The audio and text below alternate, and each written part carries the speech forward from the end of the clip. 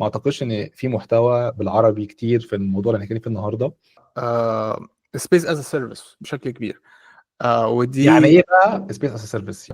الناس برضو بتتخانق ليه نحط الارقام دي في ناسا لما ممكن ناخد الارقام دي ونحطها في يعني السداد ديودنا يا سيدي على الاقل. ده اوبر اوفر الفضاء. الفضاء. احكي لنا بقى ازاي من المحله وهندسه المنصوره لانك بتطلع ساتلايتس في الفضاء. ازيكم؟ النهارده حلقه جديده مميزه جدا مع ضيف عزيز، غير ان هو صديق وكزميل كفاح دراسه وزميل كفاح شغل. ولكن الحلقه النهارده موضوعها مختلف. ما اعتقدش ان في محتوى بالعربي كتير في الموضوع اللي هنتكلم فيه النهارده. وباشمهندس محمد من الناس القليلين اللي انا اعرفهم اللي قدروا يطلعوا من جامعه اقليميه عاديه لانه يشتغل في شركه من اكبر شركات صناعه الفضاء في اوروبا، ولها علاقات قويه بوكاله الفضاء الاوروبيه، وراجل يعني بيطلع ساتلايتس وحاجات كده للفضاء يعني. فانا هسيبه يقدم نفسه، ولكن الحلقه ان شاء الله تبقى مفيده ومثمره وموضوعها مختلف. وهنتكلم النهارده عن صناعه الفضاء. ازيك يا محمد؟ عامل ايه؟ كله زي الفل. ايه الاخبار؟ احكي لنا بقى ازاي من المحله وهندسه المنصوره لانك بتطلع ساتلايتس في الفضاء. طبعا زي اي حاجه عظيمه بتبدا من جامعه المنصوره، طبعا كليه طبعا هندسه قسم حاسبات ونظم تحكم. طبعا طبعا طبعا.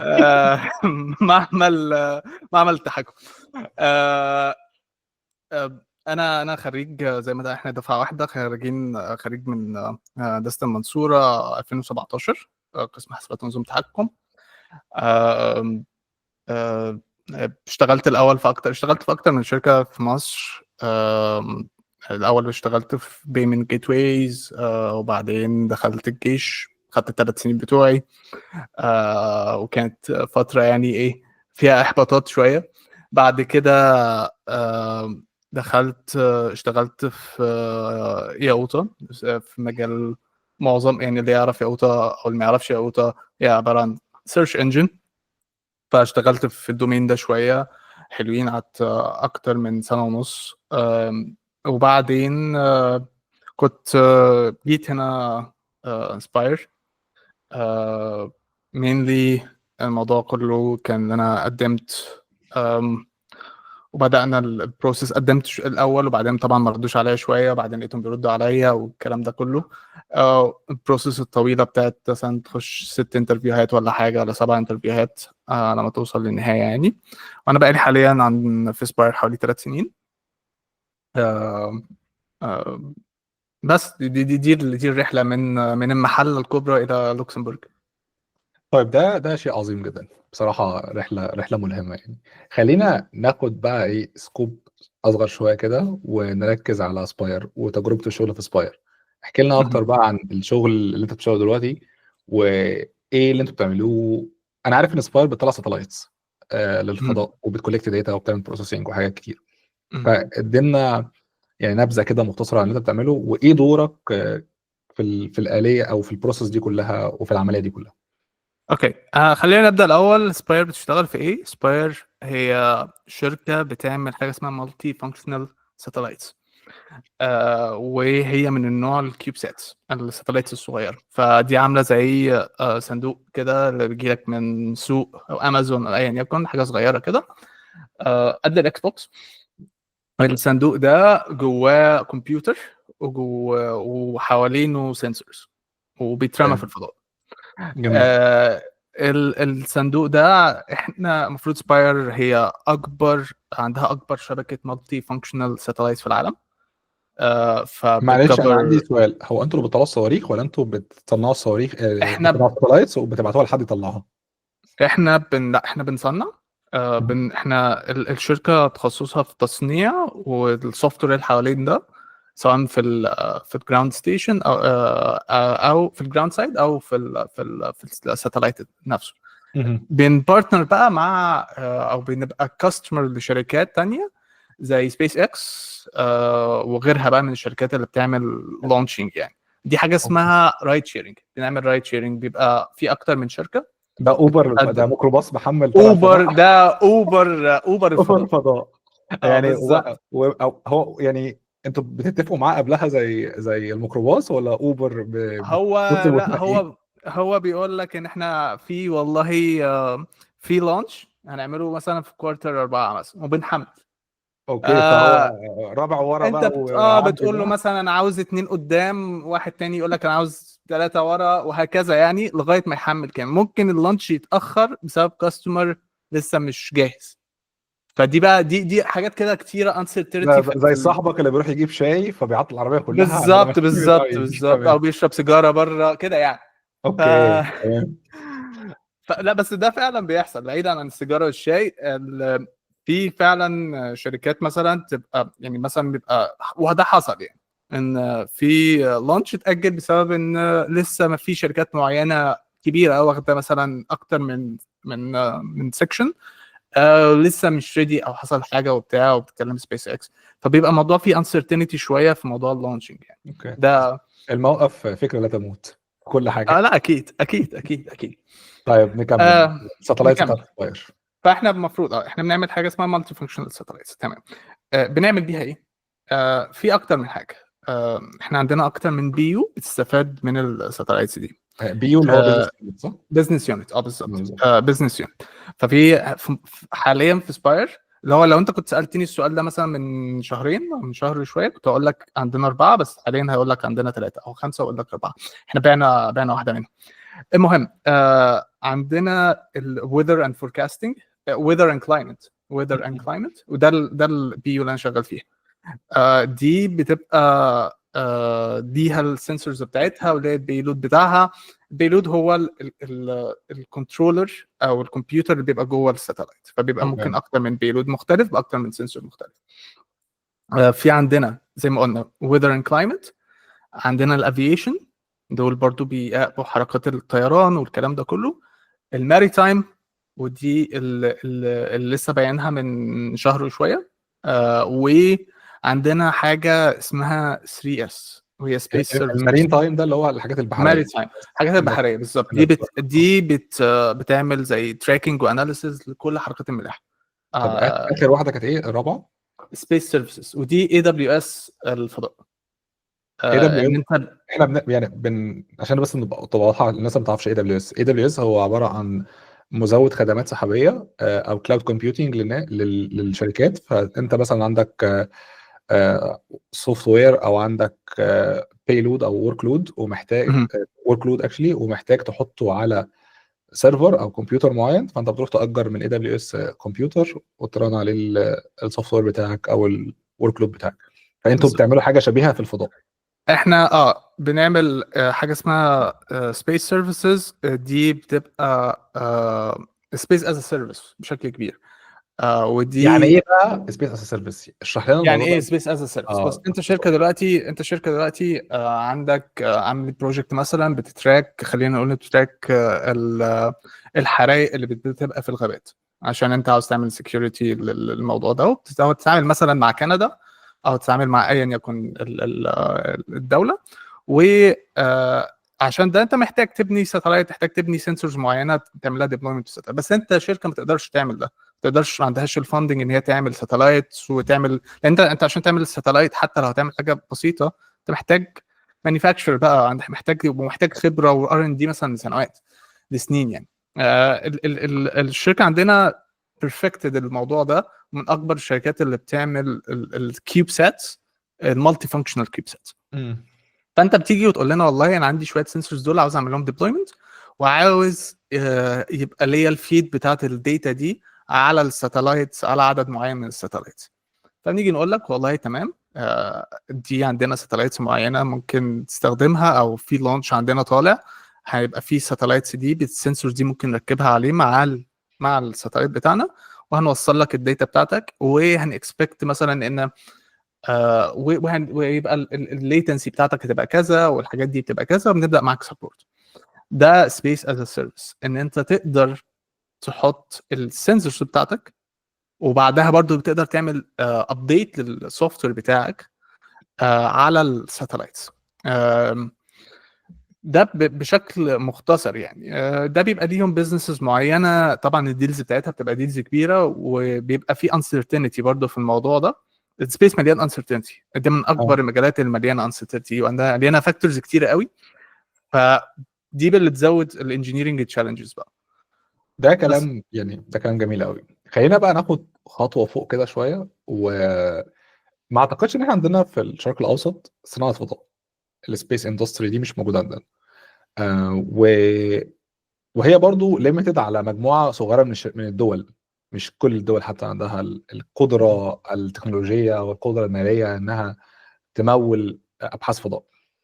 فممكن تحكي لنا اكتر عن صناعه الفضاء كصناعه بطريقه شموليه كده، وليه صناعه الفضاء مهمه في حياه البني ادمين العاديه، وايه دورها في يعني انا كاتب هنا مثلا نقطه ان احنا محتاجين ليه احنا محتاجين نهتم بصناعه الفضاء كبني ادم عادي جدا. مم. بص، هو الفكره كلها ان في حاجات كتير احنا بنستخدمها في حياتنا اليوميه ليها علاقه بالساتلايتس او بصناعه الفضاء بشكل كبير يعني. بعيدا عن الحاجات الكبيره زي الحاجات اللي بيحاول يعملها ايلون ماسك ونروح المريخ وبتاع والكلام ده، في حاجات صغيره. انت الموبايل بتاعك مثلا، الجي بي اس اللي شغال على الموبايل بتاعك ده كله جاي من ساتلايت كبير خالص. جي بي اس هو جينيسيس ساتلايت. يعني ايه جينيسيس؟ ده جلوبال نافيجيشن سيستم. ده واحد. الجي بي اس ده بتاع امريكا. ده واحد من ساتلايتس مختلفه بتعمل بوزيشننج. انت بتستخدمها تقريبا يعني كم مره في اليوم. انت بس مجرد حتى من غير ما تفتح جي بي اس، انت بتفتح الويذر اب بتاعك، هو بيحتاج الجي بي اس، فدي جزء الاب ده حاجه اساسيه. اللي هو تطبيق الطقس. تطبيق اه. بيحتاج معاك، بيحتاج جي بي اس يعرف موقعك فين، وبعدين يبدا يحدد الحاجات التانية. انت لما تفتح الويذر اب بتاعك، ازاي بيعرف الطقس اصلا؟ ازاي اللي جاي من اللي بيحصل فوركاستنج ده بيحصل ازاي؟ بيحصل برضو عن طريق داتا بتتجمع من الاتموسفير بتاع بتاع الكره الارضيه. فبيطلع برضو اشاره طالعه من ساتلايت، من جينيسيس ساتلايت، وبتحصل لها تغيرات معينه. التغيرات دي بتبقى بسبب الحاله بتاعت الاتموسفير. ومنها الساتلايت الصغيره لما بتبيك اب الاشاره بعد التغيرات، بتبدا تحدد بقى كثافه، الرطوبه، الحاجات الصغيره دي. تدخل على موديل كبير، ده اللي شغال عليه معظم الابلكيشنز بتاعتنا، سواء بتستخدم بقى جوجل، بتستخدم ايا يكن، كلهم بيحصل لهم فيدنج من موديلز معدوده، ويل كرافتد، وبيجيب لك الويذر بتاعك. ده مثلا حاجه. دلوقتي لما في جزء من الحاجات برضو للناس اللي بتعرف المويستر بتاع التربه عن طريق برضو الساتلايت. انت مش كل مره تروح للارض معينه تروح تحدد مثلا الفايرز، الافييشن. الافييشن دي انت في الطياره بتاعتك استحاله تعرف تشتغل من غير ساتلايتس. البوزيشننج بتاعها وهي فين وهي رايحه فين محتاجه ساتلايتس. الماري تايم دول الاشارات بتاعت هم رايحين فين وجايين منين، وهل في مثلا اتنين رايحين في نفس المضيق ولا لا، هل في مثلا المينا ده زحمه اصلا ولا لا، الحاجات دي كلها. هل في مثلا شيب بتحاول تهرب من او تهرب حاجه، ده بيحصل برضه، ده بيحصل له تراكنج. حاجات كتيره قوي في حياتك بتبقى مبنيه على ساتلايت. بس الفكره كلها ايه كصناعه؟ البروجكتس الكبيره زي الجي بي اس وجاليليو. جاليليو ده برضو هو بتاع هو جينيسيس، هو زي جي بي اس كده بس بتاع اوروبا. عندك جلوناس ده بتاع روسيا. كيو زي اس اس بتاع يابان. كل واحد فيهم عنده ساتلايت بتاعه اللي بيعمل الجي بي اس. بس احنا جي بي اس منها هي المشهوره، فاحنا بنقول جي بي اس وخلاص. لكن في اكتر من ساتلايت دي بيك اب المسج دي. الفكره في المشاريع دي، هي مشاريع ضخمه ما تتحملهاش، ما تعرفش الشركه تطلع وتعمل حاجه زي كده. هي محتاجه نيشن، محتاجه انستتيوشن باكت باي نيشن. فهي وعشان تبقى عشان انستتيوشن او عشان نيشن تعرف تعمل حاجه زي كده، محتاج تكون غنيه شويه، لانها بتصرف ملايين في حاجه نسبه الخطا او نسبه الخطوره فيها عاليه يعني. انت بترمي فلوس في الانسرتينتي. انت بالظبط. بتطور حاجه نسبه نجاحها قليله جدا.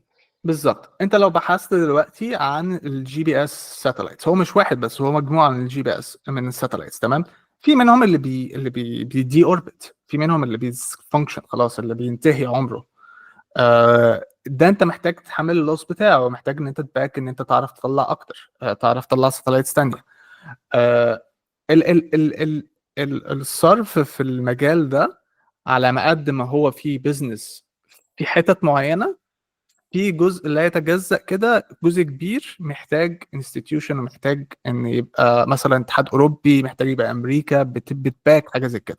زي امريكا عندها ناسا، اوروبا عندها ايسا. دول برضو انستتيوشن بتطلع ميشنز، بتباك بتعمل ديلز مع برايفت سيكتورز عشان تكيب الاندستري دي برضو شغاله.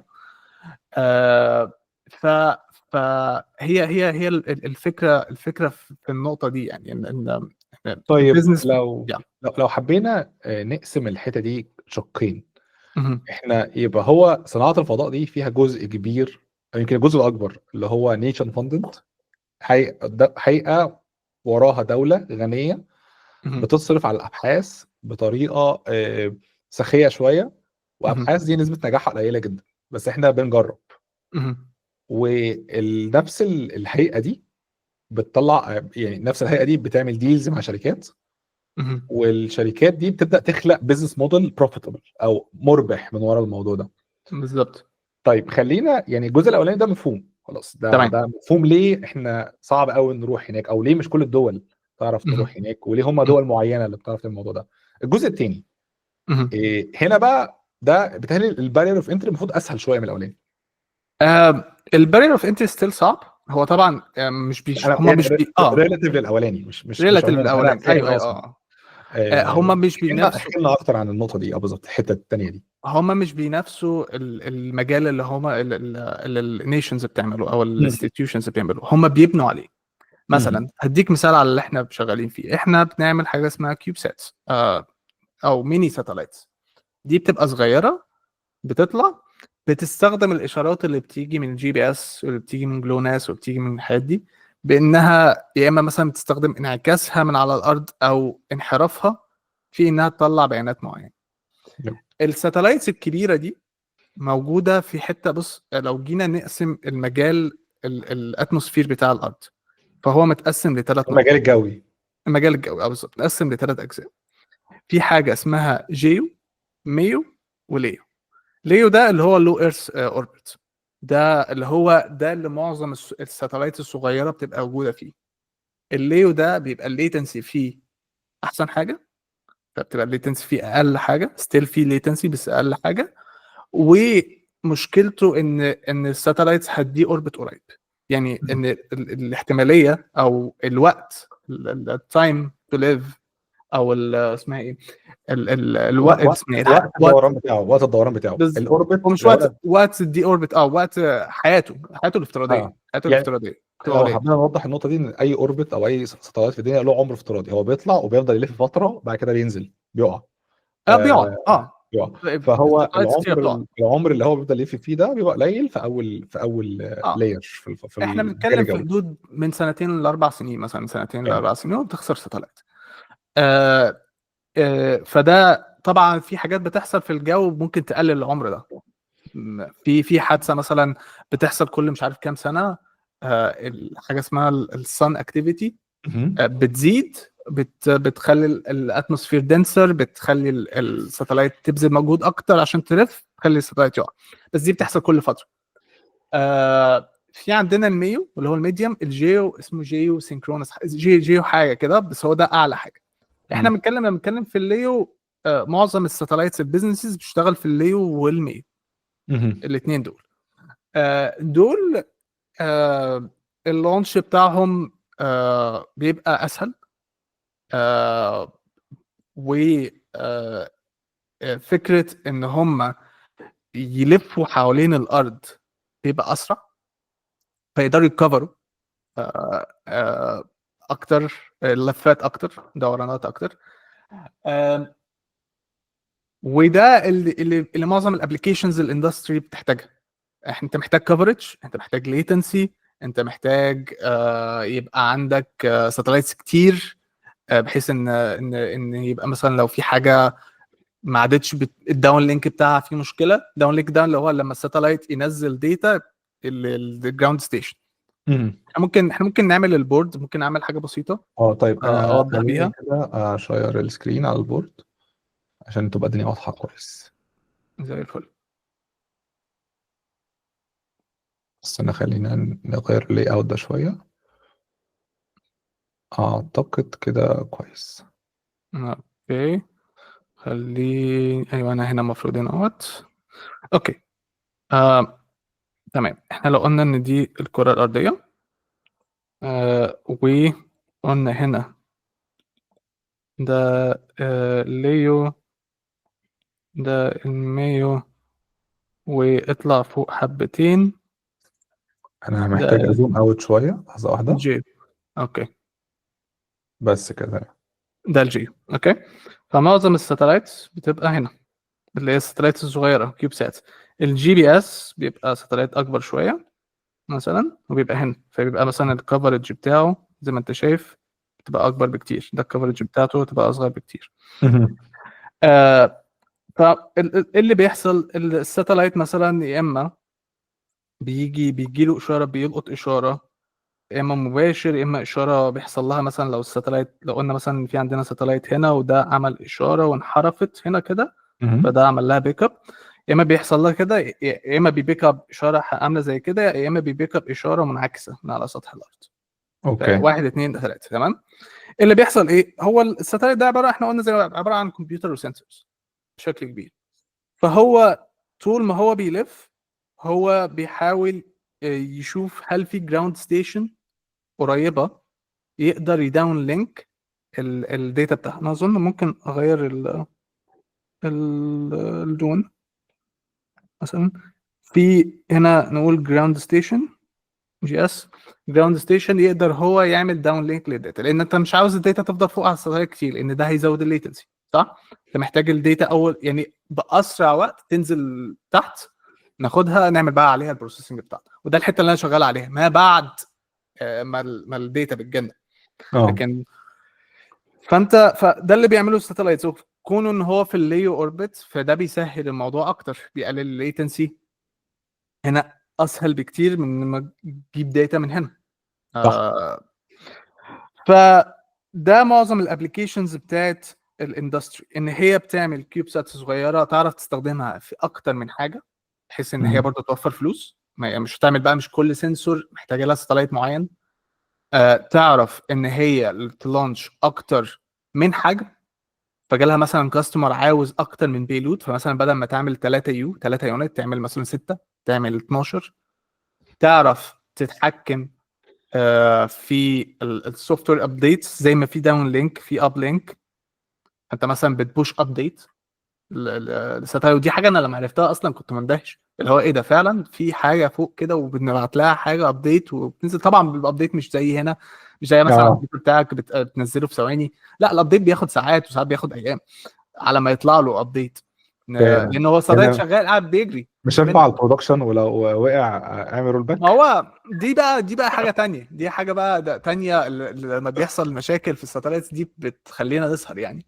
اوكي. دي حاجه نتكلم فيها. بس ده معظم الشغل في شركات زي ما عندنا كده، بنشتغل مع اكتر من بزنس يونت. في شركات متخصصه بس في الماريتايم، مثلا في شركه عندك اسمها كيبلر، في شركه اسمها اس اي اس، دي برضو متخصصه في الراديو اكتيفيتي والحاجات دي، او الايمجري. في شركه اسمها بلانت اي كيو، بلانت، في بلانت متخصصه بالايمجري بشكل كبير. بلانت اي كيو متخصصه في حاجات لها علاقه بالراديو اوكلتيشن، اللي هي الداتا المستخدمه في الويذر ابلكيشنز. اوكي. ودول في حاجات كتير بقى. في شركات بتتخصص في حاجات صغيره ويبقى عندها فليت صغير. فليت صغير مثلا ممكن يبقى عندها 2 ساتلايت 3 ساتلايت تشتغل عليهم حاجه معينه. في شركات عندها دومينز او اكتر من بي يو، فعندنا مثلا ساتلايتس كتيره زينا. في شركات عندها حاجات صغيره. في شركات بتركز اكتر من ناحيه الاناليسيس، عندها فليت بس بتركز ان هي بتقدم اناليتكس سوليوشنز. بس في الاول والاخر راس المال بتاعهم في الفليت او في الساتلايتس بتاعتهم، قد ايه هي اوكي. انجينيرد، قد ايه هي بتقعد كتير، يعني اسمها ايه، حياتها الافتراضيه كبيره، قد ايه ان هي ما فيهاش نويز كتير، قد ايه ان هي ما فيهاش اعطال، الحاجات دي كلها. طيب ده كلام جميل. خلينا نوقف الشير ونرجع تاني نتكلم. مم. عندي بقى سؤال تاني، يعني مهم قوي بمناسبة الساتلايتس وكده. الساتلايتس الكبيرة دي اللي بيعملها بقى مين، وايه الهدف منها دايما؟ وانت قلت لي تكلفة الانشاء بتبقى عالية جدا قبل كده، اه اه ودي بقى اللي بيعمل فيها بقى قمة البحث والتطوير بتاعهم، مش الساتلايتس الصغيرة اللي بتطلع في الفضاء. ممكن تكلمنا اكتر بقى عن الموضوع ده؟ بس هي الساتلايتس الكبيره، زي لو هتكلم مثلا عن حاجات زي دي اسمها، بيبقى ليها اسمها ميشنز. مهم. ميشنز دي مثلا لو مثلا انستتيوشن زي ناسا بتقعد مثلا 20 سنه، 10 سنين بتعمل بس بتجهز ان هي تمشن ساتلايت كبير، اوكي. وبيبقى مش بالملايين، بيبقى من مليارات، يعني مهم. بيبقى البادجت بتاعته كبيره، فالفيلير فيه هتودي مثلا ايه بادجت بتاع دول مهم. تروح في داهيه على طول. دول صغيرة ممكن دي اه تبقى ميزانيتها كلها طول السنة يعني. بالظبط، فدي بقى فيها ميزه وعيب، او دي الاندستري بتاعها ببصرها من ناحيتين. مم. ميزه ان هي انت بتحاول تاكد ان كل حاجه ماشيه بالملي عشان مش عايزين نغلط. عيب ان هي بطيئه، مهم. بمعنى ان الاندستري برضو عندها فكره ان احنا عاوزين نتحرك بسرعه، عاوزين نيتريت، عاوزين نلحق. فلما بيبصوا الانستتيوشنز زي ناسا وزي ايسا، وبيبصوا قد ايه ان هم عندهم خطواتهم بسيطه والتقدم فيها بسيط، او بطيئه، مش بسيطه طبعا، بطيئه.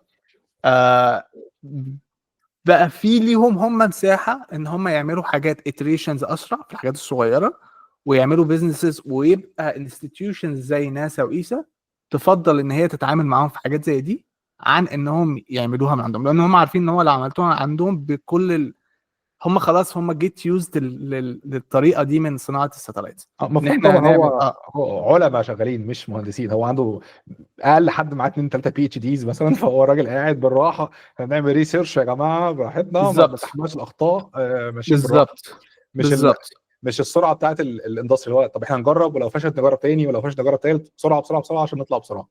بالظبط مم. بالظبط. هو الفكره هم عندهم برضو قسم انجينيرنج كبير، بس هو الفكره كلها ان عشان بس تاخد القرار، الموضوع بياخد وقت طويل يعني. مم. فالاندستري هنا بقى بتنطلق، بيبقى خلاص. يعني عندك ناس مثلا لازم بتشتري من عندنا، بتشتري من داتا من كومبانيز كتير، عشان عارفين ان هم عشان يعملوا ميشن زي دي، اول حاجه لهم عدد سنين كتير وفلوس كبيره، طبعا. وهل هياخدوا ريتيرن ولا لا، دي فيها كمان uncertainty. فهو يدفع له مثلا 10 مليون في كونتراكت، لانه عارف ان هو هيحتاج يدفع له 10 مليار مثلا عشان يطلع ويبدا وياخد الريتيرن اون انفستمنت في حاجه زي كده. وطبعا آه، في حاجات بتبقى الانستتيوشنز دي ما عندهاش كمان الخطه ان هي تنطلق في هذا المجال، بتبقى اللي هو خلاص انتوا الشركات دي متخصصين في المجال ده، فنخلي الشركات دي هي تنطلق، احنا هنعمل معاهم كونتراكتس بس. اوكي. ففي مساحه للناحيتين. كلام جميل. طيب خليني بقى اسالك سؤال تاني، والسؤال ده بصراحه يعني مهم جدا، لان في ناس كتير كانت بتساله وبتستنكر ليه بعض الدول بتستثمر في صناعه الفضاء. هل في جينز او مكاسب مش من الاستثمار، من ان انا احط فلوس للتطوير في صناعه الفضاء؟ يعني امريكا اللي بتحط مش عارف كام مليار دولار ميزانيه لناسا كل سنه، والناس تقول لك طب ما نصرف الكلام ده على الصحه والتعليم وعلى م- الناس الفقراء والكلام ده. نفس الحوار م- اعتقد في اوروبا، بادجت مهوله لتطوير الفضاء. اليابان، الصين مؤخرا بقت بتحط ارقام خزعبليه في تطوير الفضاء، م- واعتقد الهند برضو. ليه هي الدول دي، يعني عارف انت، لو في ناس واحد يقول لك هي الدول دي هبل بيحرقوا فلوس في الارض، ليه مهتمين نطلع، ليه مهتمين نصرف في الميشنز؟ مش طبعا الساتلايتس الصغيره مفهوم بزنس موديل م- واضح، مكسب، شركات شغاله، ضرائب بتدفع، موظفين بيشتغلوا. لكن المؤسسات الكبيره دي بتاخد ارقام كبيره، بتحرق ارقام كبيره، وفي حاجات ابحاث او حاجات نسبه الخطا فيها عاليه والنجاح قليله جدا. وخصوصا ان هم كمان بيعملوا ابحاث في uncertain things، يعني هم مش عارفين اصلا هم بيدوروا على ايه، احنا بندور وخلاص.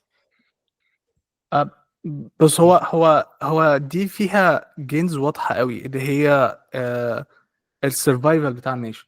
هم شايفين ان انا لو ما تقدمتش في المجال ده، غيري هيتقدم في المجال ده وهيبقى معاه هو المفتاح. اوكي. هيبقى معاه المفتاح بتاع دلوقتي عنده الساتلايت اللي كفر الارض، تعرف ايه اللي بيحصل. ممكن يبقى معاه مفتاح ان هو يقفل لو انا اعتمدت عليه هيقفل عليا، زي ما مش الكونتريز بتعمل مع بعض، زي ما الدول بتعمل مع بعض. فهي بيعتبروه زي ناشونال سيكيورتي. انا دلوقتي لو ما عنديش الانفراستراكشر وطلعت وعملت انفستمنت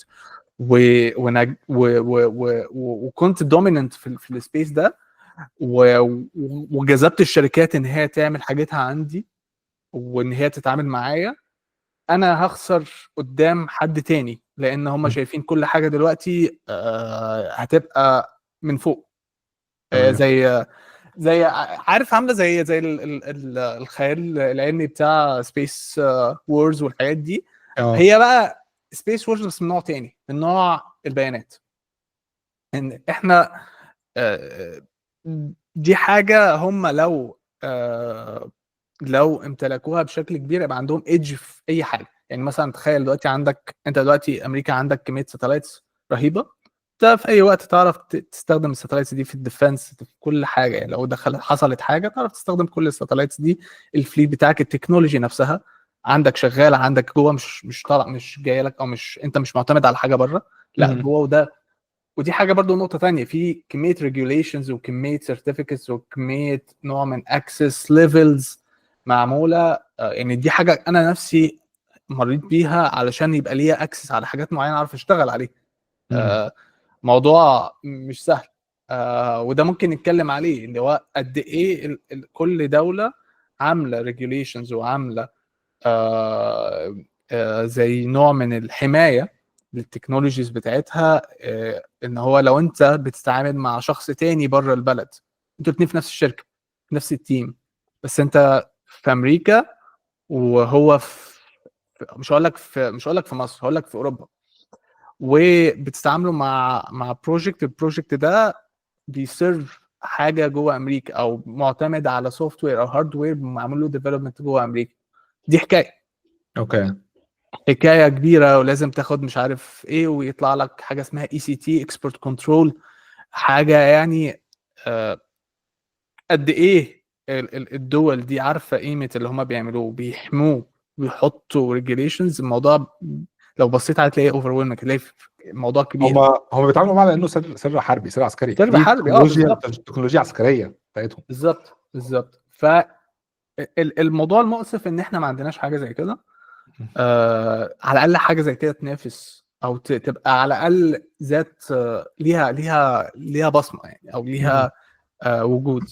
دي مشكله كبيره، وده هيخلينا ده اوريدي احنا متاخرين قوي. الفكره ان هو يا ريت نبدا بحاجه زي كده، لان الموضوع بياخد وقت طويل.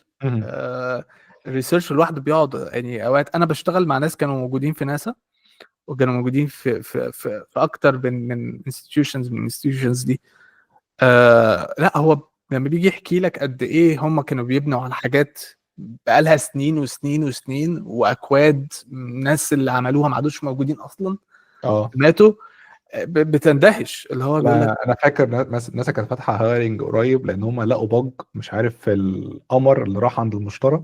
فالناس القمر ده مش عارف له كام سنه في الطريق، واكتشفوا البجايه دي. فهم عايزين ناس بقى شغاله، مش عارف كانت، مش فاكر كانت فورترن تقريبا او حاجه كده في دلوقتي. والناس اللي عملت المشروع ده كله ماتوا. فعايزين ناس جديده تشتغل على المشروع ده دلوقتي، عشان محتاجين نبعت الفيكس بتاع البجايه دي دلوقتي. يعني حاجه ليفل تاني من المشاكل. ما هو والناس المتخصصه، او الناس اللي عندها اكسبيرينس في السبيس ده. طبعا مش بتكلم يعني فكره ان احنا نقول سبيس اندستري هي واسعه قوي، في حاجات صغيره جوه.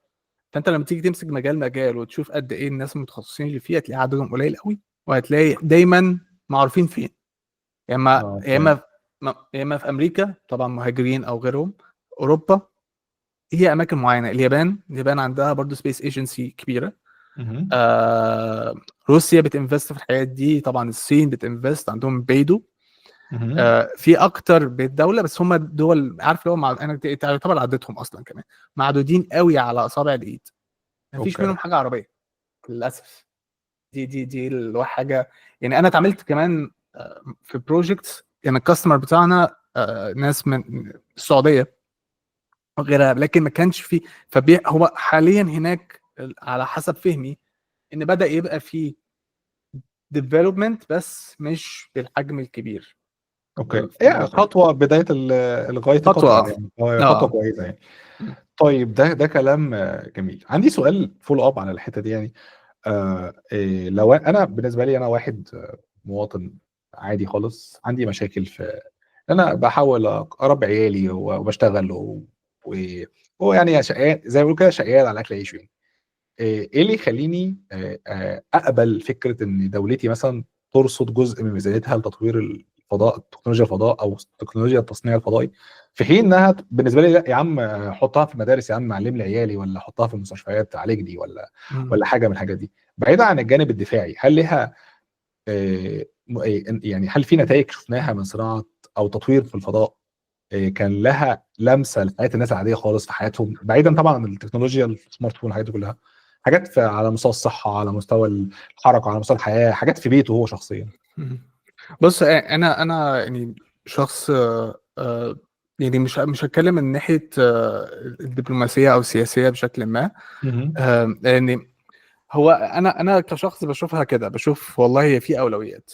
آه، كل دوله بيبقى ليها اولويات بتاعتها. مم. انت لو عندك لسه مشاكل في الصحه والتعليم وكده، فاكيد طبعا هيبقى الصب الاساسي للمجهود وللريسورسز انت عاوزهم، لان دي هتطلع لك على طول ريتيرن اون انفستمنت في الناس نفسها. آه، دي ليفل من الناحيه الوجوديه شويه للدوله مم. قدام. على قد يعني انا كمواطن مصري عادي هبص الموضوع ده اللي هو يعني هندفع في حاجات دي دلوقتي ليه؟ احنا عاوزين بس الاول نبقى يعني نحل مشاكلنا الاول، وبعدين نبص على على الفضاء. بس هو الفكرة ان هي عشان كده الدول اللي هي اللي في المجال ده هي الدول النكست ستيب اللي هم طيب ما عندهم. هي نفس الخناقه في امريكا. انت النهارده امريكا في المشاكل الصحيه ومشاكل عجز الموازنه والكلام ده، الناس برضو بتتخانق ليه نحط الارقام دي في ناسا، لما ممكن ناخد الارقام دي ونحطها في يعني السداد ديودنا يا سيدي على الاقل، او يا عم نحطها في ميزانيه الدفاع، في ميزانيه التعليم، اي حاجه. لا ما هي نفس على فكره الارجيومنت، بس في حتت هي مختلفه يعني. هي نفسها يمكن، بس اللي انا بشوفه من ناحيتي الصراحه اقول لك وجهه نظري، انا عاوز برضه اسمع وجهه نظرك في مم. الموضوع ده. ان امريكا مثلا او الدول دي او بالذات امريكا مثلا ممكن تدافع على حاجه زي كده، لان قوه دولار امريكا جاي من قوه امريكا نفسها، هي مش ملهاش ده علاقه حقيقي. بقوه. ف ف ففكره ان هي تنفست في حاجه تزود قوتها او تزود هيمنتها، مهم. ده جاي بيعود عليها كامريكا نفسها مفهوم كقوه طبعا. عظمى وكدولار ما ريزيرف هو كارنسي جزء والحاجات من دي. الاسلحه بتاعتها التكنولوجي، انها ممكن تقفل عليك بالظبط التكنولوجي نفسها، فانت خلاص بالظبط. بقيت. امريكا يعني معظم السمارت فونز ومعظم الحاجات كلها اللي مستخدمه جايه منين؟ ما جايه من امريكا يعني. فانا شايفها من النقطه دي. بس هو الفكره كلها ان في تكنولوجيز كتيره ممكن تكون انت قريت عن الموضوع ده اكتر مني. في حاجات في الريال لايف جت من الريسيرش، واللي هو برضو لو هتجي تيجي تبصوا عليه، هو مش دايركت ريتيرن اون انفستمنت، هو جه حاجه مشتقه من حاجه، يمكن حاجه فشلت مثلا او حاجه اشتغلت اه معاهم يعني في حاجات كتير لو انا ذاكرتي يعني سعفاني، فهو كان تكنولوجيا الليزر لو انا فاكر صح، هي اساسها كانت ناسا اللي بدات تكنولوجيا تصنيع تكنولوجيا الليزر ان جنرال. احنا مم. محتاجين الليزر باستعمالاته المختلفه. مم. وبعد سنين طويله جدا دخل بقى في الصناعات الطبيه والملاحه و... والدفاع نفسه شخصيا، يعني الدفاع كصناعه بتستفيد جدا من تكنولوجيا الليزر. مم.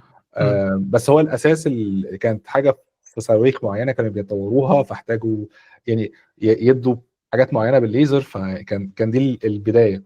نفس الحوار في الطيران، كانت برضو الصواريخ اللي هي النفاثه لطرق معينه دي كانت انا مش متاكد كانت بدايتها الحرب ولا بدايتها ناسا، بس اللي انا متاكد ان في تطوير فظيع في الصواريخ حصل بسبب ناسا يعني، وازاي نطلع صواريخ وازاي نطلع المواتير النفاثه بتاعتهم والحاجات دي كلها.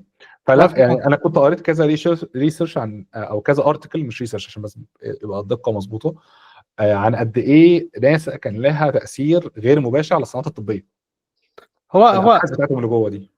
هو الناس بتعمل كمية ريسيرش وكمية مجهود رهيب. كمية، انت لو تشوف الناس اللي جوه عاملة ازاي، ناس كويسة جدا اقولها يعني، فظيعة. طبعا كلهم بي اتش ديز، ان ما كانوش مالتي بي اتش ديز. بس هم بس هو وطبعا انا دي حاجه برضه انا حابب اتكلم فيها، حابب اتكلم على النقطه اللي بشتغل فيها، لانها هتوضح برضه ازاي التفاعل ما بين الانجينيرنج والساينس بيجي هنا. يعني ده معظم ال مثلا 70% من الشغل بتاعي بيبقى انتراكشن ما بين ساينس وانجينيرنج بشكل ضخم يعني. آه، وقتها بتشوف فعلا الفرق ما بين المينتاليتي بتاعت الساينس والساينتست والمينتاليتي بتاعت الانجينير، وقد ايه البيوريتي بتاع ده والبيوريتي بتاع ده لما بيتلاقوا مع بعض بيحصل ساعات كلاشات بسيطه وطفرات لو اتفقوا. والطفرات طبعا لو طبعا. اتفق. خلينا اخد ستيب ورا كده وابدا اشرح بشكل ما انا شغلي ايه بالظبط في البتاع، وابدا اخش من الناحيه دي. انا المين الشغل بتاعي بيزيكلي في موضوع الجراوند بروسيسنج. يعني ايه؟ يعني انا الداتا بتجيلي من الساتلايتس، بتعدي على الجراوند ستيشن، بيباصيها لي، ببدا اخد الداتا دي واعمل عليها واوديها على اكتر من بروسيسنج بايب لاين. بروسيسنج بايب البروسيسنج لاين بايب لاين ده اللي هو خط معالجه بيانات، انت بيجي لك بيانات بطريقه بتبقى عباره معينه، عن تقعد ستيبس. تعالج البيانات دي خطوه خطوه. اوكي. لاكتر من ليفل. يعني عندك مثلا الرو ليفل او ليفل 0، ليفل 1، ليفل 2. ليفل 0 مثلا تبقى انت بس بتعدل بس الشكل بتاع الداتا او بتجيبها زي ما هي. ليفل 1 بتغير بتحط فيها معلومات زياده. ليفل 2 بتحط معلومات اكتر. في ماشين ليرنينج مثلا او في موديل بنستخدمه او حاجه بيبدا تمشي كده. ف انا المكان بتاعي والتيم بتاعي بيجي هنا في النص ده بيعمل البروسيسنج بايب لاينز دي والدليفري بايب لاينز. فانت عندك البروسيسنج بتبدا تعالج الداتا، دليفري بتبدا بقى تشوف الكاستمرز بتوعك مين، وكل واحد بتبدا تودي له داتا باقل ليتنسي ممكن. زي ناسا مثلا ليهم دليفري معينه، ايسا شركات معينه، ايا يكن الكاستمرز، نوا، الناس دي كلها. طيب فاحنا في الجزء بتاع البروسيسنج ده، انت دلوقتي جاي لك داتا انا عمري ما سمعت عنها في جامعه المنصوره ولا في هندسه المنصوره. ما اعرفش اصلا ايه ده بالنسبه لي. انا شايف ارقام على حروف، ويعني ايه خير الله، يعني ايه خير الله معاك على بنور خير. ايه الله. ايه الداتا دي يا جماعه؟ بالظبط، ماشي بنور الله. فانا الساينس بيهايند الداتا دي مش عند الساينتست. فهنا بيجي بقى التعامل. الساينتست بيبدا يقعد يعمل السكريبتات ويعمل موديلات ويعمل معادلاته. انا بقعد معاه باخد الجزء ده وببدا اعمله في برودكشن جريد سوفت وير. برودكشن جريد سوفت وير. محتاجين بس نوضح حاجه يا جماعه. هو لما محمد بيقول الساينتست ده بيبقى شخص عادي شغال في الشركه، ولكن هو بيبقى معاه بي اتش دي او دكتوراه او كذا دكتوراه، فهو حتى بيتكلم من منظور بحث يعني علمي بحت. مش دايما بيبقى همه قوي الجانب الهندسي او الجانب التطبيقي للموضوع. هو فدور محمد انه ياخد منه شغله ده ويحاول يدخله في يعني الفلو او المسار الهندسي بتاع الشركه، عشان برضو في الاخر هي شركه هندسيه عايزه المشروع ده يبقى افيشنت على قد ما تقدر، فتكسب على قد ما تقدر، لان كل ما تحسن من البروسيس كل ما تكسب اكتر. بالظبط. فهو بيبقى بيقعد بيحط المودلز بتاعته بالمعادلات بتاعته. احنا بنتكلم بعدين انا باخد منه ده بعمل منه بايب لاين. طبعا هنا هيبقى في وجهتين نظر. وجهه نظر الانجينيرنج ان انت عاوز حاجه تعمل حاجه ريلايبل، حاجه مينتينبل، حاجه سريعه، حاجه مفهومه. وجهه نظر الساينتست ان هو عاوز حاجه very precise and accurate and ودايما لسه ما خلصش، دايما في لا لسه ممكن نحط كذا، لا لسه نقول نحط ده الديفينيشن اوف دان اه عندنا احنا عارف، الاثنين بس احنا بيختلف شويه. اكيرت لحد 4 علامات عشريه، بس احنا لو اه ده وصلنا لسه لخمسه فاضل دي كمان يعني. طب دي هتخلص امتى؟ اديني شهر. لا شهر ايه يا عم، احنا اصلا المفروض كنا نوصل امبارح. البرودكت مانجر آه. بيجري ورانا بالكرباك ورا. ف... فبيجي هنا بقى التعامل مع باك جراوندز مختلفه في النقطه دي. ودي نقطه انا الصراحه اتعلمتها بشكل هيفي في الثلاث سنين دول. ان ازاي يبقى انت عندك قاعد في نفس الاوضه، واحد جاي من هندسه المنصوره، التاني جاي من هارفارد ولا MIT وعامل له 3 PhD وبيخلص في الرابعه، التالت مش عارف اصلا مين الاثنين دول، وجاي بس يمانج انت مين يا عم انت اصلا؟ و... مش محامي يعني والرابع بتشرح طبعا عشان ما نلبسش في قواضي كلنا. بالظبط. وقاعدين كلنا المفروض هنطلع بروجكت. البروجكت ده المفروض مسؤول عن كونتراكت مثلا ب 10 مليون على الترابيزه، ومحتاجين نطلع بحاجه نقدر نمنتنها، حاجه تدليفر الداتا بشكل سريع، حاجه ما تبوظش علينا الكونتراكت عشان ما يجيلناش جزاءات، الجزء ده. فانت مثلا بتبدا تتعامل، تعرف كل واحد ازاي تبدا تتواصل معاه، تواصل تقول له والله، توصل المخاطر وتوصل العيوب والمشاكل بتاعت كل حاجه من وجهه بطريقته، بالطريقه اللي بيتعامل بيها معاه. فانا دوري بيجي في النص هنا كده. يعني المفروض التيم بتاعي هو بيتعامل مع من اول الانفراستراكشر، من اول الايديا اللي بناخدها او الكونتراكت اللي بياخدها، انفراستراكشر، الديفلوبمنت، المينتيننج، والاون كول. اوكي. وطبعا كمان وفي واحد مهم قاعد في الاوضه معانا، الراجل الاون كول، السات اوبس، يعني ايه الساتلايت بقى سات اوبريشن. اوبس؟ سات اوبس ده الراجل بتاع اللي بيبدا يبص قدام، قاعد قدام شاشات كتير كده، يبص على الساتلايتس ويلاقي في ساتلايت مثلا مش شغال كويس او في حاجه غلط، ويبدا بقى يعرف الساتلايت ده تبع انهي بروجكت، تبع وانهي بيأثر على انهي كونتراكت اه وانهي بيلود، ويبدا يتواصل مع الناس دي كلها، ويبقى تمام. معاه حلول معينه، مثلا اللي هو ايه، زي ما بنراستر السيرفر بيراستر الساتلايت. بتحصل، بتحصل والله بس فعلا. انت بتتكلم كده ولا بتهزر؟ والله اصل هو الستايل في الاول في الاخر كمبيوتر، فانت بتبعت له اشاره يراستر بيها السوفت وير. تيجي بتحصل عادي. تيجي ده فكره لا تموت بجد. لا لا تموت، هي بتحل حاجات والله ساعات. اوكي. فمثلا او مثلا جاله مثلا ان البطاريه فيها مشكله، لا السنسور ده جه فيه مشكله، لا ده مش عارف فيه مشكله في الاورينتيشن بتاع الساتلايت، لا ده احنا اكتشفنا ان الساتلايت بدل ما احنا المفروض نعمله بالشكل بالباصص هنا، عملناه باصص للناحيه الثانيه، ومحتاجين نحل الموضوع ده. فهو بيبدا يتواصل معانا كلنا، وطبعا ده واحد برضه بيطلع عينه بانه بيحاول يتواصل باكتر من الناس في النقطه. فده معانا برضه في الاوضه. فكره بقى ان انت تقول والله يا جماعه ان البايب لاين ده فيه مشكله بسبب ان احنا او الكود ده محتاجين نريفاكتور الكود ده، او نحط مثلا حواليه شويه security limits، او شويه نزود الريسورسز، او هيزيد الكوست عند الكلام ده بقى، عشان توصله لكل واحد، توصله للساينتست ان هو لا ما تستخدمش الحاجات دي، قلل شويه. توصله للبرودكت مانجر اللي هو لا ده احنا محتاجين 3 ايام كمان عشان نمنتين البتاع ده. توصله للسات اوبس، لا هو الداتا الجايه دي مش هنعرف نستخدمها دلوقتي علشان البايب لاين في مشكله. توصله للكاستمر، لا ده انت ما جالكش داتا بقالك كام يوم، والبرودكت او جالك مثلا داتا قليله او شكلها مختلف، احنا شغالين على الموضوع ده. ده الصراحه سكيل كبيره اتعلمتها اه في الجزء ده يعني. آه فنطلع بقى من النقطه دي، نبدا نتكلم عن، احنا كنا بنتكلم عن ايه نسيت. عن الاوضه انت قاعد فيها الاوضه اللي احنا قاعدين فيها. انت بقى بتعمل ايه في الاوضه دي؟ إيه غير انا التنسيق ده دورك في الشركه. انت غير ان انت بتمانج الانفراستراكشر وبتمانج البايب لاينز، فانت في دور مهم في الاوضه دي. بعد كده دخلنا في الاوضه وغطسنا فيها ما طلعناش. احنا غطست في الاوضه دلوقتي.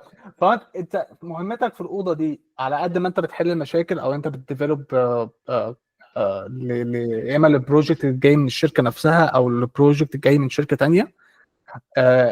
مهمتك برضو ان انت تتواصل، تفضل تتواصل معاهم بشكل فعال، تمانج البروجكت وتبدا تعمل مم. خطه تتابع مع ده وتتابع مع ده.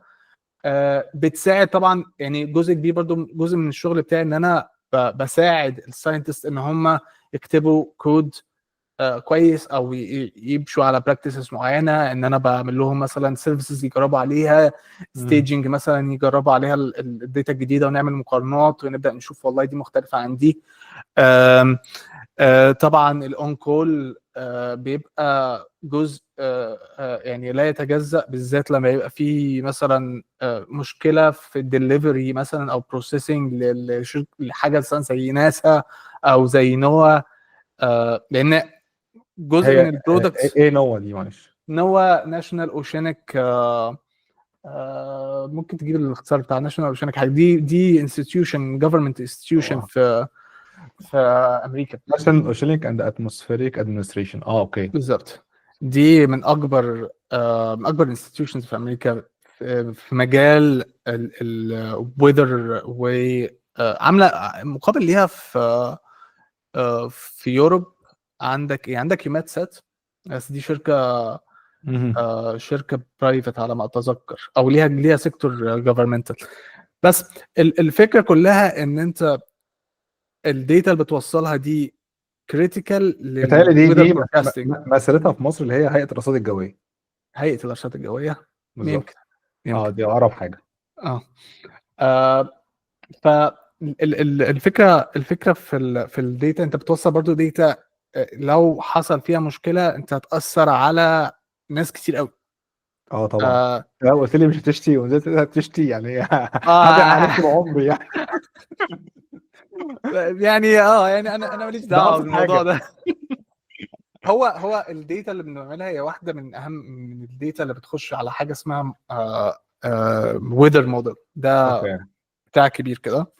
لو سرشت على ECMWF، ده يوروب سنتر، ده اكبر من اكبر الانستتيوشنز في اوروبا اللي بتتعامل مع او اللي ليها موديل اصلا ناس كتير بتعتمد عليه في موضوع European الفيزر. Center for Mid-Range Weather Forecasts. بالظبط. اسم كبير أوي. لا، ما هو عشان كده انا بنسى. خلاص بقى عارف ان انا بقيت بتعامل باكرونيمز وخلاص. لا. اوكي. بس ده النقطه بتاعتي.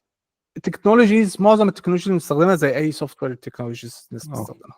مفيش سحر فيها، حاجات فيها سحر معين اللي هي حاجات اللي هي سوفت وير يا اما ديفلوبد جوه الشركه، يا اما سوفت وير لايسنسد لتخصصات صغيره معينه قوي جوه. آم، بس يعني انا يعني طيب. انا ايوه بالظبط، انا بدات اغوص في الاوضه فرجعني لا تاني. لا، أنا عندي بقى سؤال حلو قوي هنا، بما اننا احنا اتكلمنا عن الفضاء وصناعة الفضاء وليه هي مهمة وليه دخولها صعب وليه في شركات خاصة ودورك انت ايه في التيم وبتعملوا ايه في الشركة عندكم. لو في واحد بقى مهندس كده حابب يشتغل في صناعة الفضاء، يعني انا احمد مثلا، انا بشتغل طول عمري في شركات تكنولوجي، يعني بيورلي تكنولوجي، موبايل ابس بنطور ويب ابس وحاجات كده. لو انا حبيت اشتغل في شركة فضاء، يعني انا عايز اروح اشتغل مثلا في شركه من اللي بتطور سوليوشنز للفضاء، آه، او لو حبيت اشتغل في الشركات او الهيئات الفضائيه اللي هي مثلا زي ناسا وايسا وخلافه. انا عارف ان الريكويرمنتس مختلفه تماما عن في الاثنين. مظبوط. ادينا بقى كده ووك ثرو، او يعني يعني ببساطه كده، ما لا يسع الانسان جهله، هنا وهنا، والطريق لده والطريق لده. اوكي. بص، هو بالنسبه للشركات مثلا زي الشركه عندنا او شركات مشابهه، هي بتهاير سوفت وير انجينيرز عموما بشكل عام من غير ما يكون عندهم الباك جراوند دي، لان هي مش محتاجه يبقى عندهم الباك جراوند دي. في ناس اوكي. متخصصه. انت عشان تخش الشركه دي، يا اما تبقى واحد عامل PhD في مجال معين، يا اما مثلا في الروبوتكس في حته معينه في صناعه الساتلايت، او مثلا بالديزاين، ديزاين السيركتس والحاجات دي، لان في عندنا فاكتوري اوكي. للموضوع ده. يا اما انت راجل ساينتست في مجال معين، سواء بقى ويذر فوركاستنج مش عارف ايه، حاجات ليها علاقه بالايس. يعني انا اشتغلت قبل كده على حاجات ليها علاقه بالايس كلاسيفيكيشن، وكان معانا ساينتست عامله PhD في الايس كلاسيفيكيشن، فهي ده اللي هو جايه تصنيف يعني تصنيف التلج literally. تصنيف التلج. اللي اوكي. هو هل ده قديم ولا جديد، ولا هل هيبريك دلوقتي، بالذات في القطبين يعني. اوكي. السي ايس كمان، مش التلج العادي، السي ايس، التلج اللي التلج على البحر، البحري. عشان اه عشان هل هيزيد المنسوب، هيقل المنسوب، ايه اللي هيحصل بالظبط كده. طبعا عشان آه صناعه السفن اللي ماشيه هناك دي كلنا نبقى عارفين اللي هيحصل هناك. بالظبط. اه ف ف يا اما انت في المجال ده، يا اما سوفت وير انجينير قدمت عادي في تيم محتاج سوفت وير انجينير. وفي اوكي. معظم الوقت الشركات دي بتبقى محتاجه حد عنده برود نولج، ما بتحتاجش يعني احنا مش بنهاير معظم الوقت، مش بنهاير فرونت اند وباك اند، وهي محتاجه حد سوفت وير انجينير هيجي يغوص، لان هو في هو عايز حد يعني يغطي الفرق او الجاب ما بين مهندس بالظبط الهاردوير والعالم اللي عمل شويه بيبرز وشويه مودلز محدش بالظبط عارف عنهم حاجه، حد بقى يربط الاثنين دول على بعض ويركب الاثنين دول على بعض والكلام ده كله. بالظبط ويبقى عنده البيزكس. انت محتاج تبقى عندك البيزكس كويسه جدا، اوكي. الفاندمنتالز كويسه جدا. ليه؟ لانك انت محتاج اوقات كتير هتحتاج تجايد الساينس ده ان هو يستخدم الفاندمنتالز دي، ومحتاج برضو انت تنفورس ده في التيم بتاعك، ومحتاج تطلع برودكت كويس، ومحتاج تبقى اون كول كويس. هي محتاجه اكسبيرينس. هي دايما ما يعني عندنا الهايرنج للجونيور مش موجود اه للاسف. مفهوم. فدي حاجات اللي هو الناس محتاجه دايما حد هو سينيور او رايح للسينيور. تمام. معظم الاثنين دي مثلا بيتقال عليها ميد سينيور او ايا يكن المسمى بتاعها يعني. طب الشغل اغلبه بالانجليزي صح؟ هل في لغات تانية انجليزي. ولا؟ اوكي. الشركه عندنا اللغه نفسها انجليزي، لان احنا اصلا ناس من كل حته. اوكي. دي الفكره. طيب آه هل في ريموت جوبز؟ يعني هل حد من مصر ممكن يشتغل معاكم ريموت؟ دي بقى مشكله تانية، ان معظم البروجكتس محتاجه منك تكون في اماكن معينه، لان في لايسنسز. ما ينفعش مثلا، يعني انا لما بنزل مصر ما ينفعش اخد اللابتوب معايا. ممنوع. ممنوع اوكي. اطلع اللابتوب بتاعي بره حدود الدوله اللي انا فيها دلوقتي، او اللي فيها اوفيس. لو هطلع مثلا لازم ادي اختارات وبتاع. انا عشان اخش مثلا على الشغل بتاعي عندي 2 VPN عشان اعرف اكسس حاجات معينه. اوكي. ف وفي بس مصر اللي انا اعرفه ان الموضوع صعب. انا مثلا يعني كنت بواجه مشاكل في اللايسنسز ان انا اخدها، عشان فكره ان انا ايه، بس يعني لازم كل مره اطلب ريكوست، والريكوست يتراجع من ليجل وبعدين اخش تاني. لكن في اوروبا اظن الموضوع اسهل، بالذات لو انت في دوله من الدول اللي فيها اوفيس. احنا مهم. عندنا اوفيسز في ميونخ، فتحنا اوفيس في ميونخ دلوقتي عشان بنعمل بروجكت دي مع المانيا.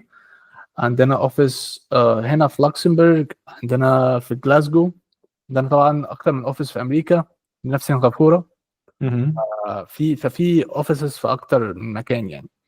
والكلام ده في الغالب بيطبق على اغلب الشركات التانية برضه. يعني اوكي. مثلا في شركات في امريكا هم بيهايروا في امريكا بس. في شركات ما يعني من الاخر بيطلعوش كده حتى يا جماعه. في الاخر هم بيهايروا امريكا، لان ده برضو بيدوا امان كمان للانستتيوشنز في امريكا ان هم يتعاملوا معاهم، بيخلوا معاهم، لان هو في موضوع سياسه في اه النص كده برضو بيجي، ان هو اوكي. يعني هو ما فيش حاجه مفهوم تخلو من طبعا. السياسه. مفهوم عارف. طبعا.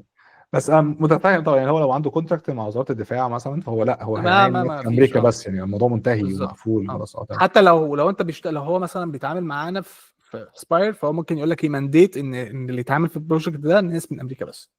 اوكي. اوكي. طيب الجانب الاخر الانستتيوشنز بقى، اللي هي الهيئات الحكوميه، ايسا وناسا والحاجات دي كلها، الشغل فيها ازاي لو حد عايز يخشها؟ بص، انا يعني معلوماتي عن الموضوع ده قليله شويه، بس اللي اعرفه ان الانستتيوشنز دايما ما فيش حاجه اسمها ان تبقى بره البلد، دي حاجه انساها. انت تبقى لازم من جوه البلد. من امريكا، معظم الوقت امريكاني اصلا. بشكل كبير ما ينفعش تبقى، يعني معظم الوقت ما ينفعش تبقى عندك حاجه تانية، غير لو في استثناءات او معاك مثلا حاجات زي اقامه هنا هنا دايمه او هنا حاجه. بتتكلم على ناسا على تحديدا؟ ناسا. اوكي. بتكلم على ناسا. ايسا برضو، ايسا تبع يوروب، دايما لو بصيت على الاعلانات هتلاقيها، ممكن تبص الناس تلاقيها اصلا على لينكد ان. لو بصيت على ايسا او يمات سات او الحاجات دي، ايسا بالذات، يمات سات ممكن تقبل ناس مختلفه. ايسا هتلاقي ان هي بتقول لك ان محتاجين السيتيزن ده يكون سيتيزن في الاي يو، اي يو سيتيزن. اي يو سيتيزن، يعني من الاخر كده حامل الجنسيه لاي عامل جنسيه في الاتحاد جنسيه الاوروبي. في الاتحاد الاوروبي اه بالظبط. حاجه جنسيه في الاتحاد انت الاوروبي. عشان تشتغل معاهم لازم تكون حامل الجنسيه، معاك بقى طبعا حاجات تانية على حسب الايه البوزيشن، ساينتست اوكي. ولا انجينير ولا ايا يكن. مثلا في لوكسمبورغ عندنا سبيس ايجنسي، محتاجه برضو ان انت تبقى معاك جنسيه، او ممكن تشتغل مع حاجات مع ناس ليها علاقه بايو، يعني بتشتغل مع عموما مع الناس ليها علاقه بالايو. طبعا التفضيلات اوكي طبعا ان هو يبقى حد جاي من البلد، من الام نفسها، الام اللوكسمبورجيه. اوكي. آه هل بس التعليم او الجامعه بتفرق في المجال ده؟ على حسب البوزيشن، لو بوزيشن ليه علاقه بالساينس طبعا، لان الجامعه البي اتش بتفرق. دي بتاعك اصلا انت هتلاقي في الاغلب انت هتشتغل على حاجه كنت بتعمل عليها بي اتش دي، كنت بتعمل عليها السيزيز اوكي. بتاعتك، فاهمني؟ فدي هتفرق السيزيز بتاعتك على قد ما هتفرق اسم الجامعه ايه. بس في اوكي. التفضيلات طبعا هيجي في الاخر لما يجي يفلتروا الموضوع بيفرق يعني. لكن لو في الانجينيرنج ما بيفرقش. محدش سالني لغايه دلوقتي انت جاي من جامعه، انا بتكلم على الشركه دلوقتي، لو رحنا الانستتيوشن لا انا فاهم اه في البيزنس، في الشركات اه البيزنس في الغالب السوفت وير ما حدش بيهتم قوي. محدش بيهتم. في الانستتيوشن بالذات في بيتهيألي الانجينير بيهتموا. في الانجينيرنج بس يعني في الانجينير سوفت وير انجينيرنج معظم الوقت ما فيش اهتمامات قوي انت جاي منين، على قد ما انت عندك خبره ايه وانت منين. اه. انت منين دي طيب، مهمه. سؤال ثالث قد يبدو غريب شويه، لكن هل وجود لغه ثالثه يعني لغه تانية غير الانجليزي بيفيد في الصناعه دي ولا لا؟ سو فار مم. ما احتجتش لغه تانية. اوكي. آه انت ممكن، بص هو في حاجتين برضو الناس لازم تاخد بالها منهم. هو البلد اللي هو فيها ممكن فكره ان هو معاه لغه ثالثه يفيده اكتر في التعامل مع زمايله. يعني اوكي. مثلا انت شغال في فرنسا، تلاقي معظم زمايلك قاعدين بيتكلموا بالفرنساوي، تيجي تتكلم معاهم هيتكلموا معاك بالانجليزي، بس معظم الحاجه انت محتاج تبقى انفولفد اكتر، ممكن فدي تبقى ممكن تاثر على بيئه عملك. الاد هوك ديسيشنز، حتى الحاجات السريعه اللي بناخد فيها قرارات سريعه بالظبط، دي تبقى بالفرنساوي، فانت هتبقى صح، دايما ليفت اوت، هتبقى دايما بره الدسكشن بالظبط، دي. بالظبط. اه. الفكره عندنا ان احنا عندنا جايين من كل حته، فما فيش ماجورتي قوي. اوكي. بس فدي انت الفكره. عشان في الشركات بس انت لما الخاصه. بيلاقوا اتنين جنب اه. بعض، الثلاثه جنب بعض، هيقعدوا يتكلموا مع بعض من اللغه بتاعتهم يعني. فدي بتفرق هنا، لكن ما بتفرقش مع الشركه نفسها. طيب، ده كلام جميل. انا كده خلصت كل النقط اللي انا كنت عايز اتكلم فيها معاك. يعني الف شكر بصراحه، كانت حلقه انسايتفول قوي، انا استفدت جدا بصراحه شخصيا يعني. هل في عندك اي حاجه اخيره عايز تقولها، اي نصايح عايز تقولها لاي حد عموما عايز يخش المجال، حابب المجال؟ آه بص انا يعني كلمه لو حابب دي صعبه قوي، بس حد مهتم بالمجال، لان ما هو اعتقدش ان هو حد الفكره اتعرض ليه يعني.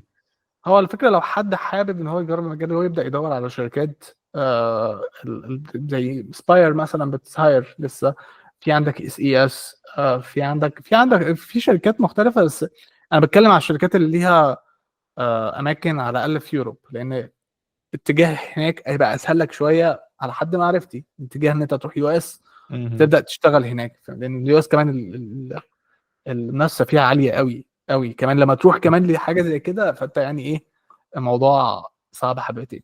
هو انك كده كده عدد الناس قليل، بس الوظائف اه قليله برضه يعني، الوظائف قليله بالظبط، جدا. بالظبط، بالظبط. بس انا بتكلم دلوقتي، احنا بنتكلم على سوفت وير انجينيرنج. السوفت وير انجينيرنج احنا عدد الناس مش قليل، يعني مش يعني انا يعني مش بتكلم، قليل قوي، مش قليل زي هناك زي انا مين الساينس. اللي بتكلم على السبيس اندستري، اه الناس اللي عايزه تشتغل في امم صناعه في الشركات الفضاء ما انا بتحديدا. بتكلم احنا اه. بنتكلم على السوفت وير انجينيرنج في السبيس اندستري. امم. قدم اوكي. معظم الوقت مش محتاجين منك نولج زياده، انت هتحتاج النولج دي، يعني هتقعد فتره تاخد النولج دي. امم. لان في حاجات هتبقى ليفت اوت، انت بتبقى قاعد كده اللي هو مش فاهم الناس بتقول ايه، ومصطلحات غريبه، وانت عاوز حد يقول لك والله يعني هندبلوي ولا لا. يعني انت قاعد مستني انت قاعد في القعده دي مستني يعني هندبلوي هنطلع ولا ولا لا؟ هنعمل ايه. وهم قاعدين يقول لك لا اصل سيتا مش عارف ايه مش مظبوطه في القراءات دي وبتاع. طب هنعمل ايه دلوقتي؟ فانت بتحتاج تاخد النولج دي في الاول. اوكي. غير كده تقدم. ولو اوكي. حد يعني تخش بس على سباير على لينكد ان ويدور، ولو لقى حاجه يعني قدم. اوكي. ذاتس ات. طيب، هل متاح ان حد لو حابب يتواصل معاك يفهم اكتر، ده شيء متاح معاك؟ يب يب يب. اي طيب، وقت حد يبعت لي على لينكد ان، وانا لما ابقى متاح ارد عليك. انا في ديسكربشن الفيديو هسيب لينك لطرق التواصل مع باشمهندس محمد، سواء لينكد ان، هو عنده قناه على اليوتيوب برضو بينزل لها محتوى بصفه مستمره، هحط القناه، ولو حد عايز يتواصل معايا يقدر من خلال الطريقتين دول يتواصل معايا. ماشي، شكرا يا محمد جدا، يعني انا تسلم فرحان تسلم بالحلقه، كتير. انا وتسلم مبسوط قعدتك بالحلقه. معايا. معلش اسئلتي كانت كتير شويه. لا خد راحتك. بس يعني كانت حلقه مثمره، اتمنى انها تفيد الناس كتير، وخصوصا ان الحته دي مش كتير بيتكلموا فيها باللغه العربيه، مش وعدد الناس اللي اعرفهم يعني في دوائري شبه انت الوحيد. وحتى لما بدور على الانترنت برضه عدد الناس قليل قوي اللي شغالين في مم. في حتت نيش قوي كده. فيعني عشان كده كنت مهتم قوي بالحلقه دي. فشكرا لا جدا هي ليك. شكرا ليك، ومبسوط ان انا كنت هنا، واتمنى تكون الناس استفادت. يا رب ماشي، شكرا جدا ليكم يا جماعه، واتمنى الحلقه تكون انبسطتوا بيها وعجبتكم، ونراكم في مره اخرى في حلقه جديده بموضوع جديد مع ضيف جديد. السلام عليكم.